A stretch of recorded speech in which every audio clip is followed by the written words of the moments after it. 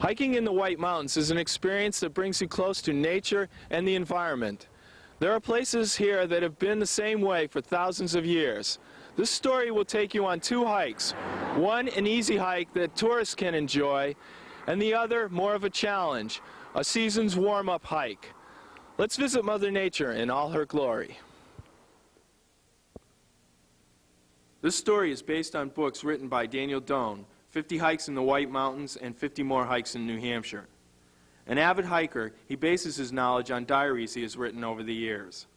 Starting in the days when the latest camping equipment was a backpack made with wood lashed together. He has seen many changes and has told me the mountains are better off now than they were when once ravaged by mills and the sparks from trains, which in the late part of the last century nearly devastated this pristine and virgin wilderness. The first hike is an introductory hike, and in his book he covers much of what you'll need to know to not only survive and prepare for the mountains, but to enjoy them to their fullest. Right off the Kangamangas Highway, Sabaday Falls beckons to old and young alike, to the family or just the lone spirit looking for an easy commune with nature.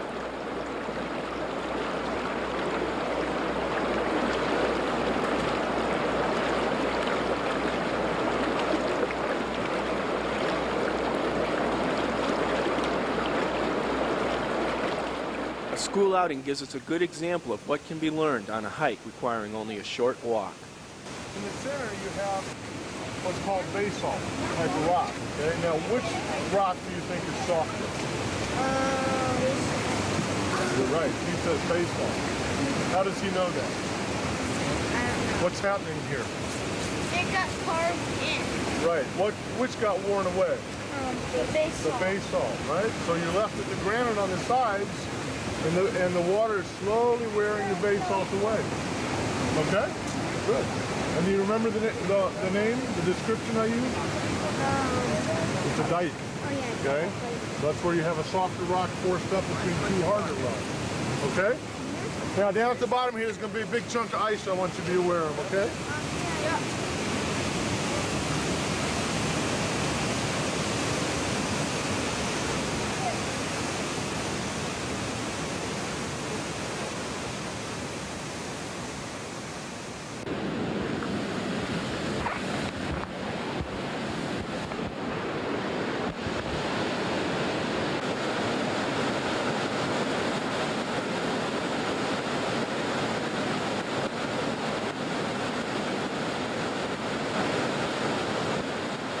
The following is an example of the writing of Daniel Doan, taken directly from his book, 50 Hikes in the White Mountains.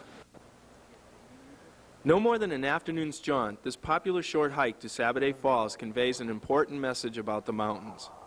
It suggests a new world to explore, one filled with outdoor sights, sounds, and sensations.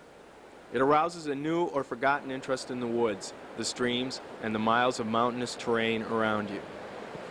The Sabaday Brook Trail begins 16 miles west of Conway in New Hampshire Route 16 at a picnic area on the south side of the Kangamangas Highway. The graded path in a forest of maple, beech, and birch leads up to the base of the ledges through which the stream cuts its way. A side trail, left, takes you down to the lower pool. Stone steps and peeled log railings ease the way up the ledges above the narrow flume that was formed by water wearing away a balsate dike in the surrounding granite. From a deep pothole, the stream pours down into the flume. The walkway returns to Sabaday Brook Trail above the falls. The description of this hike goes on to explain how to get there from different directions and different highways. It also explains that the distance is 1 mile, walking time is a half an hour, and the vertical rise 100 feet.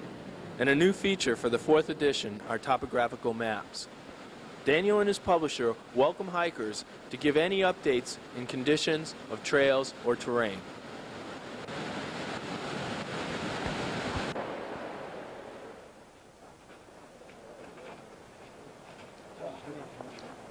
Good. Yeah, it's a nice hike. You don't even look winded, huh? But it's an easy hike. Anyone can do it. You know? That's what I like about it. So nice. We had the privilege of meeting Daniel and his wife, and in his first ever interview, We asked him why he started writing this series. Well, I kept diaries for a long time, and eventually they got to be more of a journal sort of accounts of these different hikes and walks I was doing, and some of my other writing gave me a contact with a publisher down in Somersworth, and it was his idea, a man named John Ballantyne, who thought that a supplement to the standard AMC guide might be popular if we aimed it at beginners and general hikers rather than so specialist experts like the AMC guide is so detailed and wonderful, but he laid out a few programs and he thought might be done. He knew the mountains somewhat, and he knew I did from some of my other writing, and so we exchanged ideas and manuscripts, and eventually in 1973 he published the first one.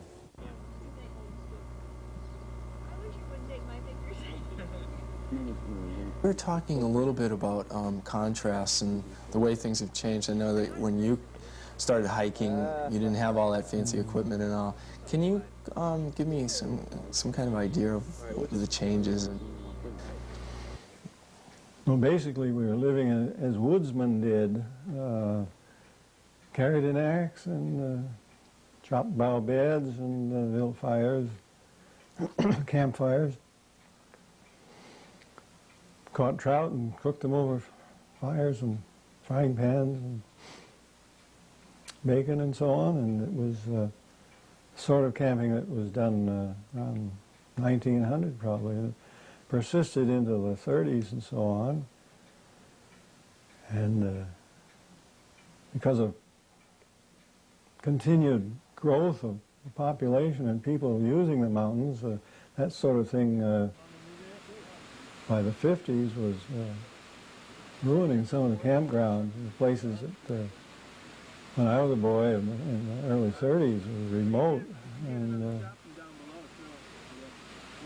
that sort of assisted in the promotion of what I think is gadgetry like new gasoline stoves. They're great for the environment because you don't burn up wood to do your cooking.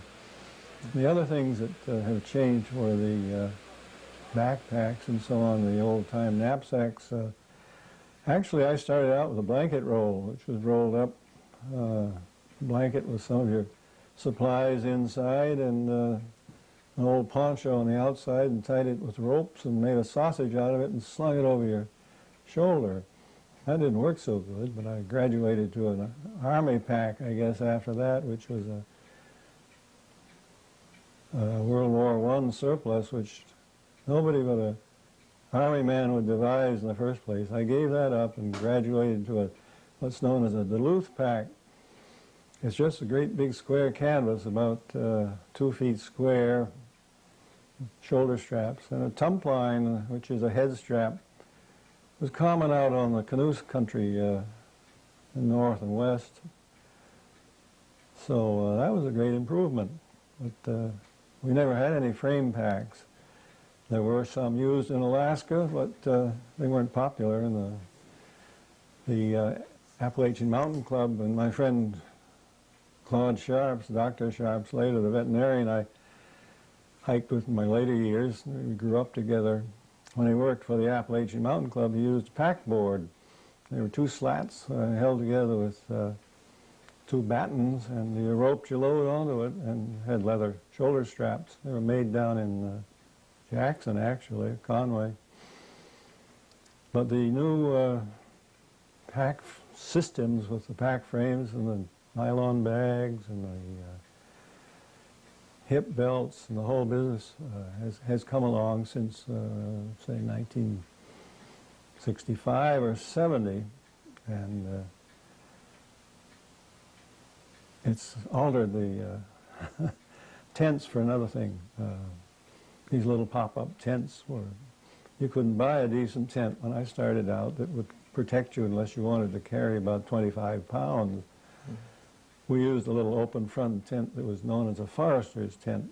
It was like cutting a triangle cutting a pyramid in half and setting it up on edge. It was open in the front. You build a fire in front. And cold nights, it was great. Set it up on poles and so on that we cut in the woods, which is not, you can't have everybody going around cutting poles for their tents now. There's so many people.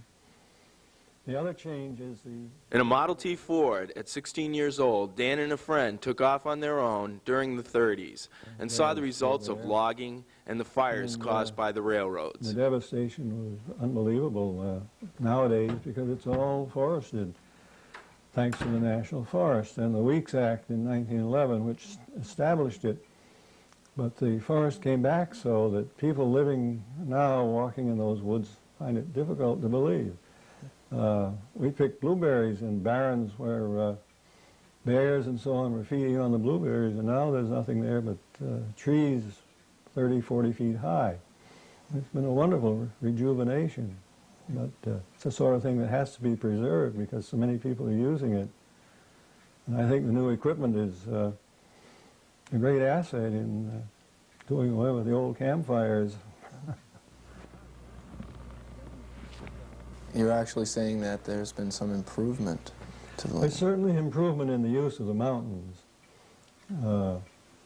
If all the people that are using them now are going at it in the old style that I was introduced to as a boy, there's no telling what would be left. Wouldn't be much.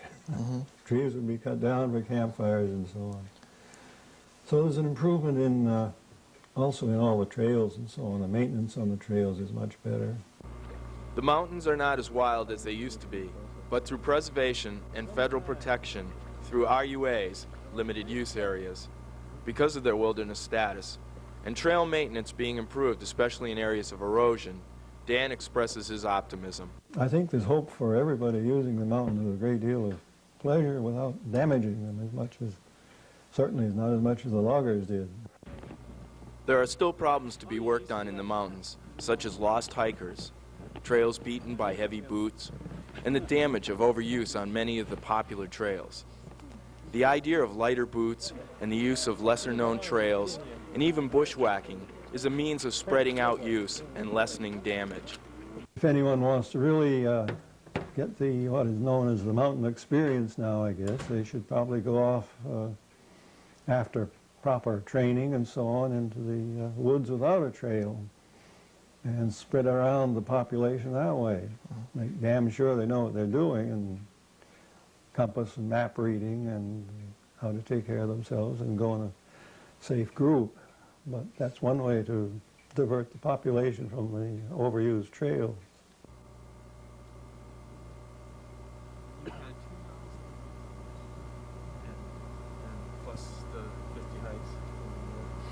Yeah, short stories. We wanted, this is a very nice trail. It's fairly gentle in the two-thirds of it, then after that it becomes a typical mountain trail.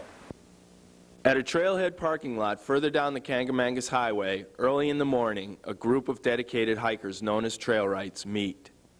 They're going to take us up Mount Chicora and show us some examples of how they and we can aid in the preservation of our mountains.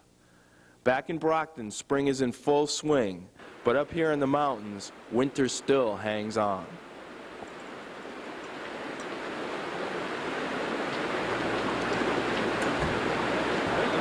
Well, basically Trailrights is a non-profit organization, and we're public, and anyone's welcome to be a part of our group. The purpose of the group is almost all entirely based on trail maintenance and hiking. We don't do canoeing, we don't do things of that nature. The purpose is that we believe as hikers that with federal funds being cut and all these things going on state level as well, that it's time that people started doing their own. We who use them take care of them. That's basically what we're up to. So we do all kinds of reconstruction. We do every kind of trail work that can be done here in the East. So that'll pretty well sum up what we do. So this would be kind of a grassroots ecology project that, you know, like people are doing. Exactly. What we're really doing is protecting the environment. That's one of our main things in our Constitution, is the preservation of what we have. And trail maintenance is very important, because years ago when trails were laid out, they were not thought of as ecologically sound. They didn't get the use. But today, with the amount and volume of use that gets on trails, that, you know, they just go faster, and they weren't laid out to handle that. So a lot of the reconstruction is in that area.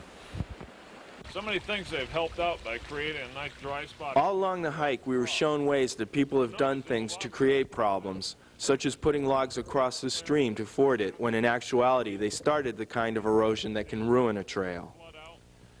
We were taught the latest techniques that will save our trails and thereby keeping things in a more natural state. This is a lot easier to put in, too. You don't have to go off into the woods and collect the tree and everything. Make it deep, take the dirt that you've taken out, pile it up on the backside, and you can see it's made a nice, wide channel for the water to come down. Backside. It's typical. A lot of people, they put water bars in, have a tendency to put them too high to start with because they don't consider the level when they put them in. Minor details. But this is a perfect example of what... In fact, you see there's a ditch here, there's a ditch here. So apparently, there's been a lot of water coming out here over the years. Yeah, you want to keep, especially this area here. Out the leaves. And that's all basically anyone coming by could do that. Anybody can do it. Yep. And then pay attention down here too. That's going to pretty well, you can see that down really through over. Yeah. But overall, it's still okay. So you want to get as much of that out of there. So You don't want to go more than half the wall. oh, okay. Normally, yeah. But here, that's why we said this should be moved out. Because we got a pretty good volume going through here most of the time. Right now, no. Everybody else has to, the long way. You pay the price. Go ahead, go ahead. Put that backpack on head.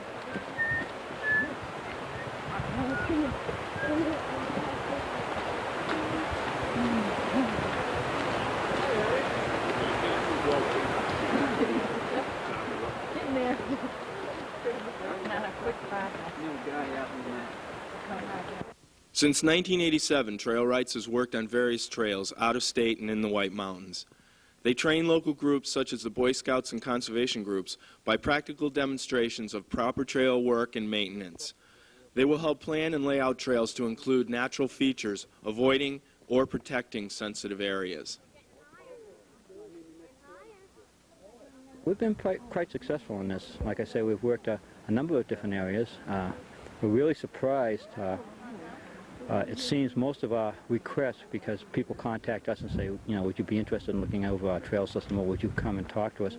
We're surprised at the number of new trails. It seems that, and this is something we have to, amongst ourselves, consider, is there's a lot of new trails that people want to put in, and some of the older trails are not being maintained as well as they should. And this is, like I say, something we have to talk about amongst ourselves as to, how we can really protect some of the older trails. Some of the trails up in the White Mountains really are minus some of the basic maintenance. There just are not enough people, not enough trail adopters, not enough various groups getting out there and doing things like simple maintenance, cleaning water bars. This is one of the most important things you can do, and there just never is enough people out there doing that for all the trails that we have. I first became involved with trail rights because I'm an environmental educator by profession, and I became interested in learning more about trail maintenance and learning more about how to teach people safe hiking. I also am interested in learning the techniques, like we've worked on rock culverts. I'm learning brushing, side hilling, trail marking, different ways to make the trail a lot easier for hikers to walk on.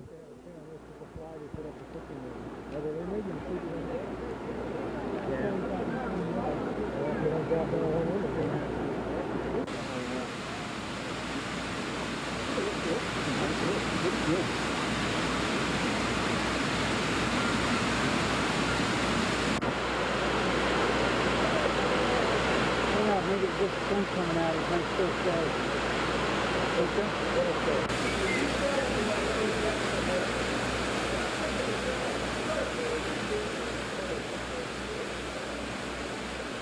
I think one of the most important things for people to know is that the trails don't occur just by themselves, that there are numerous groups around that maintain the trails, clear them, and keep them up so that they're comfortable to walk on.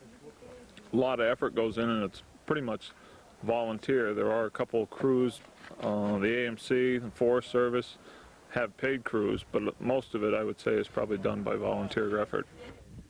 The next time you get the bug to get away and enjoy the serenity of the White Mountains, while hiking along a trail, you can think about people like Trailwrights, the AMC, and Daniel Doan. Consider the land and enjoy it to its fullest. The slower pace of life will relax you, nature will calm you, and the fresh air will rejuvenate you. Just take care of yourself, your friends, and the earth. So onward to the highest aspiration of our sphere.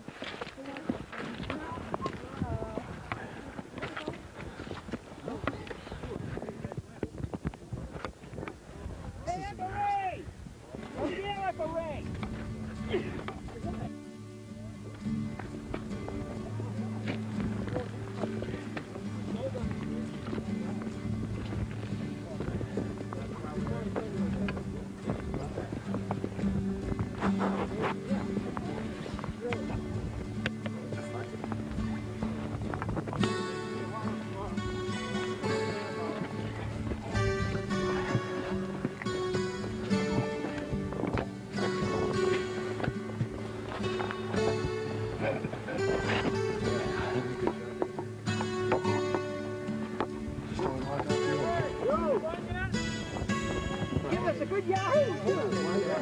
Everybody, right on, entertain everybody. If you go down, take a look at the right, the hell of a view. Careful of wind gusts, man.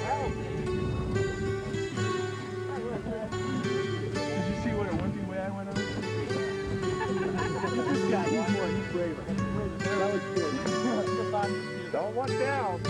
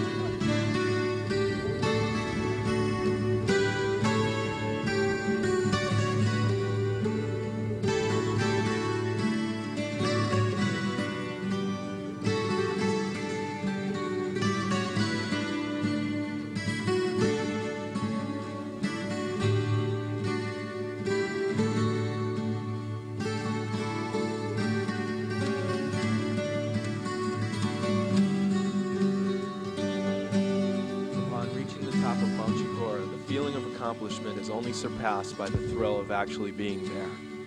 The real-life three-dimensional world, with the wind blowing against you, with a sunny sky, and lots of spectacular views, makes you all the more appreciative of our world and our environment.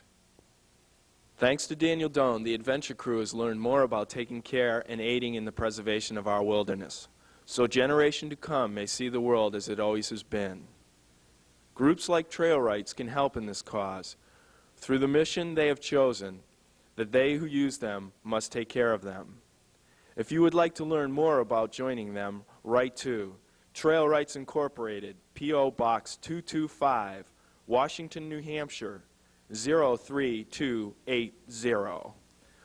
Or call Hal or Peggy Graham at area code 603-286-3506. Please leave name and number if you get the answering machine. Again, the adventure crew would like to thank you for allowing us into your home and urge you to get out and be a part of the ever-increasing number of people who are actively experiencing Mother Nature in all her glory.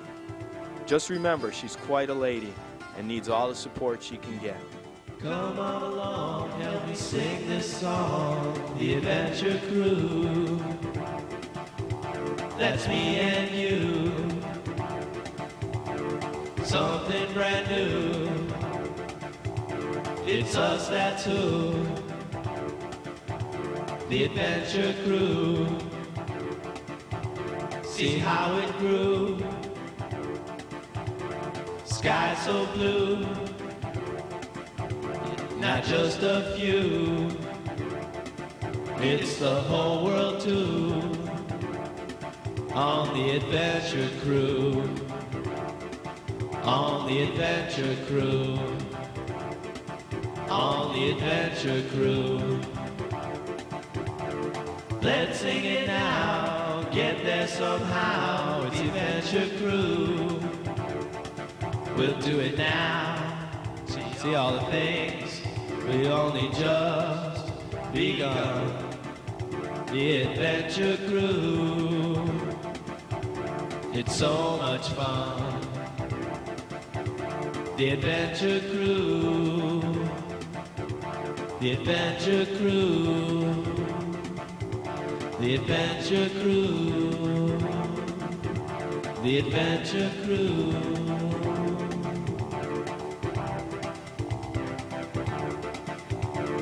Great outdoors, no walls or floors, or ceiling above. Stories of with the Adventure Crew. All the year through, with the Adventure Crew. So much to do, I thought that you knew. With the Adventure Crew, yeah, the Adventure Crew. So beautiful, so many sights, times that invite, things that excite. Took a bite of my imagination, lifted up all the nations in our backyards, local wonders near and far. We'll get there by car in less than a day, and you'll hear us say, we're the Adventure Crew. The Adventure Crew. The Adventure Crew. The Adventure Crew. The Adventure Crew.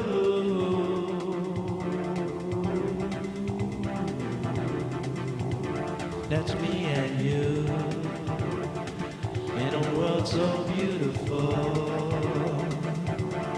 Don't be a fool. Let's go now and how. Wow, we're the Adventure